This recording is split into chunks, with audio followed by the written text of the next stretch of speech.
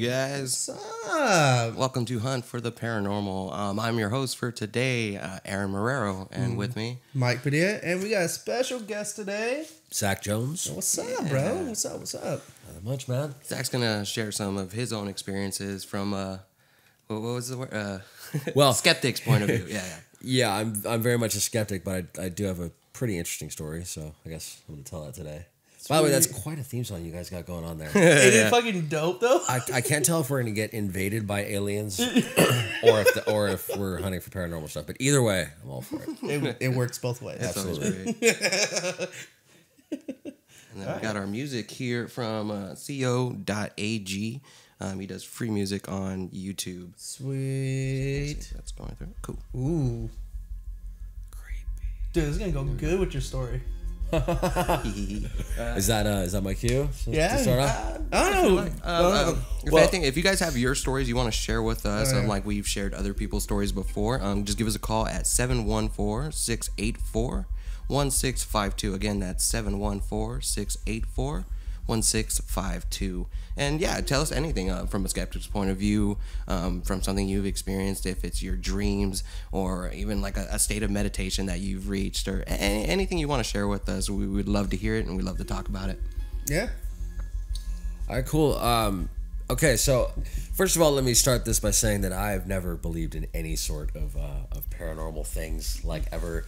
I'd never seen a ghost. I'm not sure I even believe in a deity or anything like that, but this weird thing happened to me and to the guys who are in my band that I was in when I was younger, right? So when I'm like 19, my guitar player, my drummer, my bass player are over at this lady's house in Fullerton, and it was kind of a party house that everybody went to and drank and whatever. And my guitar player is a Native American guy, and he's that's why he's in the casino money, when he's pretty young. So He still got it. a bunch of money to burn. So he buys one of like the original Ouija boards, because there's like special ones, right? Yeah. They have to be made from like a special kind of wood or whatever, right? Because they have these imitation ones that aren't as well. Yeah, we've actually talked about that before, because like any Wiccan object that's created, whether it's like, even if you buy tarot cards, you have to go through each one of them and give it its purpose. So anytime, like, we heard stories where kids make their own Ouija board and have really bad results because, one, they don't know what they're doing, two, they made it with that intent of trying to find something They're shitty. not so good, yeah. So when you create something or you build something, especially with your own two hands and your intent, it gives it that much more power. That's why I believe these like store-bought ones have such a negative connotation to it, because like, even from your view, is it psychological or is it spiritual? Do us as human beings have the ability to kind of create what we see, in a sense, Right. Yeah. And I'm not even really sure, but supposedly there's a guy who like made the original Ouija boards, and he sold like his copyright to whoever, Milton Bradley or whoever, right? So anyway, he buys one of these, and they go over to this lady's house, and they start messing around with the Ouija board. And she is a super superstitious lady, right? So they start summoning Beelzebub. Oh God. Or trying to, right? No. And they're asking, who are we talking to? Da da da da da. And she sees, the letters slowly get spelled out on the board, right? She's like, "Don't do this, stop. Well, we were in a super heavy metal band, and so we kind of like to play around with stuff like that. Yeah. And so they kept going, and that night, a friend of hers from down the street came over. Now, this guy was a construction worker, right, who was paying his mortgage, had 3 kids and a wife. Yeah. Okay. So he comes over to that house, and he drinks a little bit and hangs out, and he goes home, right? And she gets rid of the Ouija board, right, and throws it out. And my friends leave, and they leave the Ouija board in the trash. The trash comes the next day. The trash guy comes and picks up their trash can. It's out on the street. So she thinks it's gone. She goes in her closet later that night, and the Ouija board's back. Okay? It gets better. It gets way better. So I mentioned the construction worker, the guy that came over to the house. Yeah. Again, it's a normal, regular dude. Within a couple of weeks, he started to change. His personality started to change rather significantly. Yeah. Right? And now this guy is someone who's a multiple-time convicted felon, a guy who's upstate for a really long time for some really bad stuff. Oh, wow. No fucking way. Yeah. And all of his kids are equally Just as fucked up. just as fucked up, and it all started that night. Okay, Oh, This guy had no signs, no warnings. Like, did anybody No. really like best friends, or like how long did they really know him? he'd been living down the street from them for years, So okay, yeah. Oh, and they literally damn. So they grew up together in a sense. Not no. full on because Okay. she had moved into the neighborhood a little bit later, but they'd been in that community. within a block from each other for about 15 years at that point. Okay, well, 15 years. Yeah, There you go. so it's a long time. So this is where it starts to get really fun. They had a mirror at the end of their hallway, right? You walk into their house, you go in the front door, and down the hallway there are 3 bedrooms. Okay, there's 2 bedrooms on the left, and there's 1 bedroom on the right. At the end of the hallway, there's a mirror, and facing that mirror is another mirror that's in their kitchen. Okay, so they have 2 mirrors facing each other, which, Yeah. from what I understand, is also bad. Yeah. Oh yeah, you talked about the yeah. what was the mirror Oh, mythology? the 4th plane? Yeah. Oh, where- you where have if a good... well, we get back to the... So she tells me that within a couple days after the Ouija board incident, she looked at her mirror and she noticed that there's a handprint on the other side. Do you understand what I'm saying? Like, have you ever seen a handprint on the outside of a window, right? What it looks like? Oh yeah, But where inverted. you see that little Yeah, that so deep within it. Yeah, She went to go wipe off her mirror, and needless to say, the handprint didn't come off because it came from the other side. Now, yeah, there's a lot of mythology showing that mirrors are the gateway to the other dimension. Yeah. Yes. Later on in my life, I go through some hard times, and I end up having to move in there. And I am in the bedroom on the left side of this hallway, sitting at the end of the bed, and I'm looking at the door to the bedroom. Okay, and there is no window, so that the light's going down the hallway, towards me. If that makes sense at all, right? Yeah. There's just the mirror that they had since taken down because it scared the crap out of them. Yeah. Right? And there's the mirror at the other. So there's nothing that should create light that would make a shadow, right? There shouldn't be a shadow on that door because there's nothing in the hallway that would make that shadow, right? Well, the whole door gets taken up by shoulders and a cloaked head. And it's just shadow. It's just on the door, and it's just fading in and out. Yeah. That's crazy. And I'm sitting there watching it, and there was like really negative energy in the house that day, and I was like freaking out because construction worker guy had just gotten out of jail and was there and was stomping around, and so needless to say, like I said, I don't believe necessarily in skepticism, but it's kind of a cool story that this stuff happened. And that incident where I'm looking at that doorway, like, I could not explain it. There was no one standing in the hallway.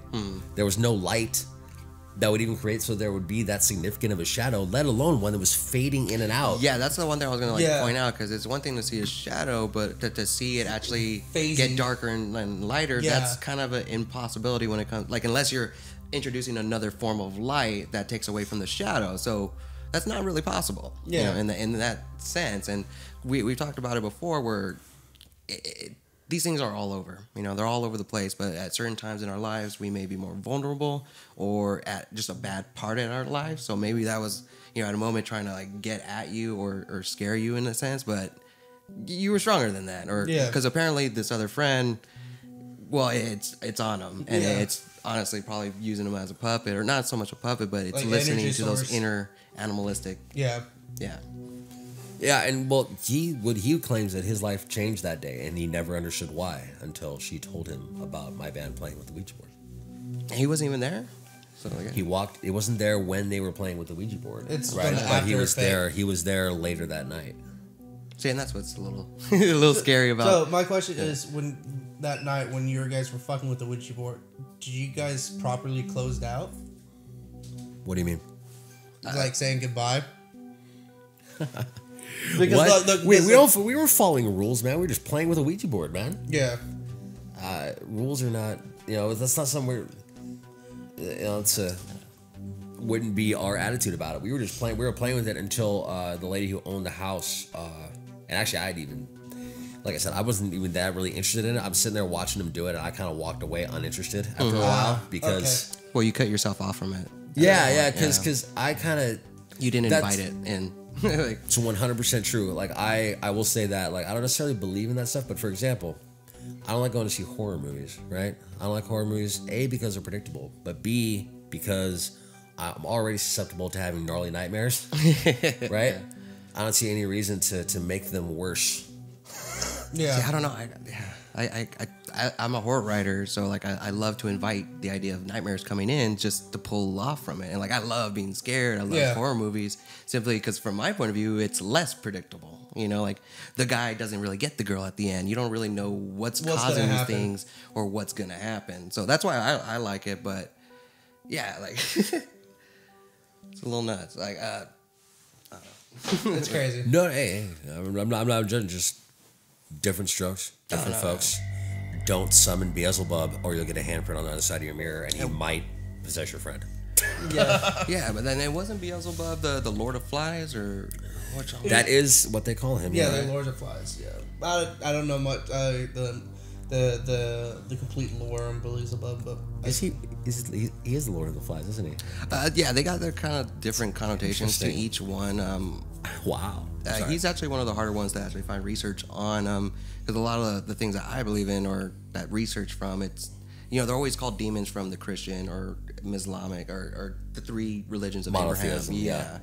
Yeah. Whereas the older religions, these are simply beings. gods, or not. I don't even like the word gods, but beings. Yeah, spiritual forces of love, hatred, envy. War, you know, everything that we are, they're that personified as a being. You know, and sometimes, let's say, they were calling it Beelzebub, but this is their envisionment of Beelzebub. So some people like me, if I knew him from his ancient god likelihood, when I would see him, he might manifest to what my mind has built up. Yeah. So I might see him as that old god, but if you only knew him as a demon, you're gonna see something from the darkest part of your subconscious. You know, that's how we can't really comprehend what they are, and they don't have physical beings. So the way we physically see them is through our own mental capacity of what we believe. Yeah. So two things. Number one, Beelzebub has a table at his side for me. For me. Okay. But no, you said he was Lord of the Flies. That's crazy, because that house was constantly infested by flying insects. Oh shit. Are you serious? Yeah. Yeah. I don't think it's just flies. I think it is like locusts or any Well, kind that's of the thing. flying, Like any pest.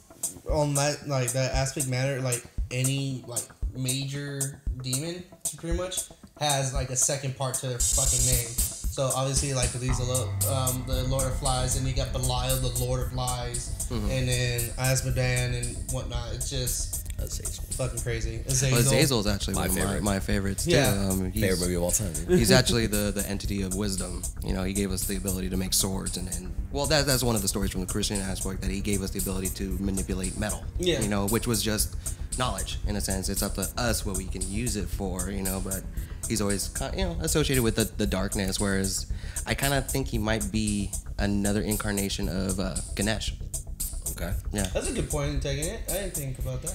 Yeah. Just Jesus. evolve. Who knows? Shit, who knows? Fuck. Well, and that considered, let's say I wanted to be more aggressive or darker with my knowledge seeking, or like, I don't care who gets hurt, I want to know this. You know, I would call in Azazel, you know, for that, because he's more, from my point of view, a demonic, harder creature of force that would conquer that. Whereas Ganesh is the harmony, the love of the same entity, but different motivations. You know. Yeah.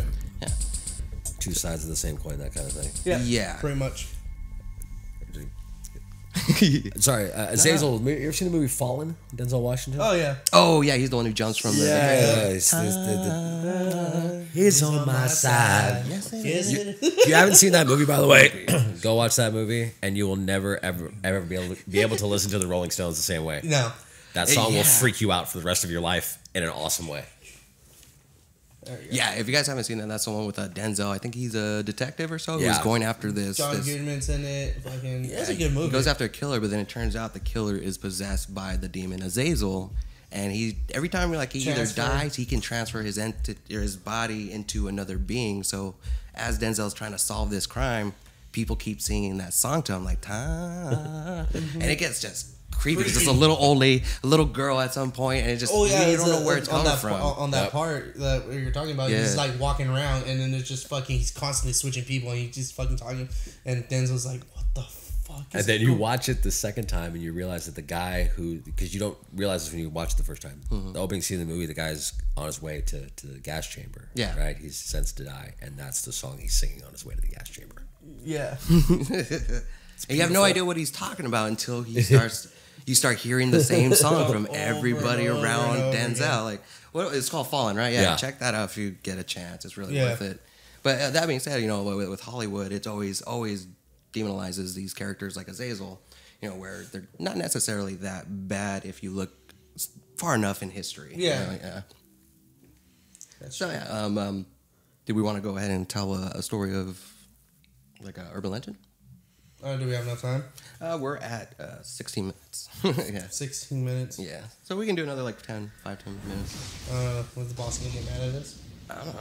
I didn't even know he was going to be here. Jeez. He just walked out and he was like this to us. It's usually done by 3. Yeah, that's true. We had to learn and figure out everything offhand. So, I miss you, Jose. there's actually, I do have one story. I'll go ahead and tell this one. It's actually, there's a couple stories, and it's all centered around the devil, essentially, or just a dark being. And then, like, all the ones I've heard is centered around Mexico or Sonora area, which I actually looked into further, and it's actually like the witch capital of the world. Yeah, the montañas. Yeah. Yeah. And pretty much my mother would go down, and like my grandfather was from Mexico, so every time they would go, he would tell them these stories, and the main one that he would tell her was about this young girl, and I call her Magdalena.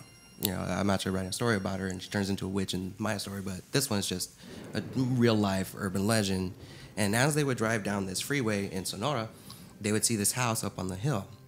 It would be all overgrown, and it was white originally, but it's just covered in red, like blood paint. It looks like it's just spattered over with blood, and people just from all over the city, all over the town, they go and they just mark it red. No, it's the people doing it. The fuck? Yeah, They're to really in warn. abstract art is what it is. Yeah. Surprise. Yeah. But they mark it just to warn people that this is the devil's house, And the story goes that there's this girl Magdalena who was very rebellious. It's always a story where she don't listen to anybody. She didn't have a father, and pretty much everybody in town would tell her like, oh, if you don't listen, the devil's gonna come and get you. Yeah. The devil's gonna come and get you. And she would always like roam into the city and just walk up on this wall, and the mother would tell her like, you need to come in. It's after dark. The devil's gonna get you. And she always, well, whatever, mom, I don't care. One night she was walking up on the wall, and then just out of nowhere, the mother looks out and just sees her frozen there, and she's just not moving, just standing still, like up on the wall. And she's like, honey, Mia, and no response. And she gets close enough, she just starts screaming, And they pull her in, they take her to the hospital, and they find a burned claw mark into her ankle. And she's just insane after that point. Oh, shit. So they've marked the house ever since, and it's known as the Devil's House. And there's a couple other stories, like one where I actually heard it where I originally was in Mexico, but I've also heard a story called The Devil Dances in Georgia, where it's the same story. Girl doesn't listen to her mom, goes to a dance, meets a boy. During the last dance, she looks down and sees that he's got a chicken foot and then a horse leg on the other one.